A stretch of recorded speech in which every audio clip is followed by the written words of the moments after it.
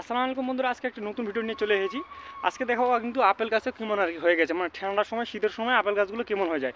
মানে আপেল গাছ বলতে নেই, মানে যে কোনো গাছ আছে সব কিছু, মানে কোনো গাছের কিন্তু ওই সময় কিন্তু পাতা থাকে না বন্ধুরা। মানে দেখতে পাচ্ছ চারিদিকে কোনো গাছ, চারিদিকে দেখাচ্ছি তোমাদেরকে, কোনো গাছ নেই যে পাতা আছে, সব দেখো মানে মরে যেভাবে যায় আমাদের দিকে গাছগুলো ওইভাবে সেম হয়ে গেছে কিন্তু, মানে যেইভাবে একদম মরে যায় কিন্তু। মানে কেউ যদি মানে দেখে, প্রথম আমি যখন দেখেছিলাম তখন আমিও ভাবছিলাম অবশ্যই এগুলো সব গাছগুলো মরে গেছে, কিন্তু মানে 2-4 মাস পরে গিয়ে দেখি আর কি না, সব গাছগুলো কিন্তু জিন্দা কিন্তু বন্ধুরা। দেখতে পাচ্ছ বন্ধুরা, আমি একটি রাস্তা দিয়ে হেঁটে যাচ্ছি, মানে গাছগুলো আর কি চারিদিকে মানে একদম শুনশান।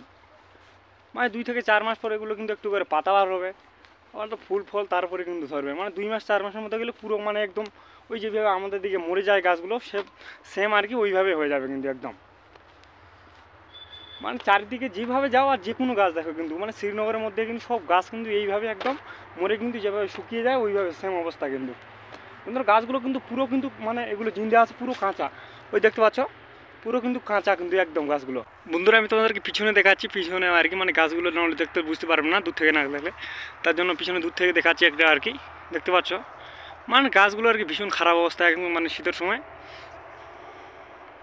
মানে চারিদিকে আর কি, মানে যেদিকে যাও সেদিকে কিন্তু মানে গাছের এই অবস্থা। দেখতে পাচ্ছ বন্ধুরা, কত মোটা মোটা গাছ, লম্বা গাছ, সবগুলোরই কিন্তু মানে সেম অবস্থা।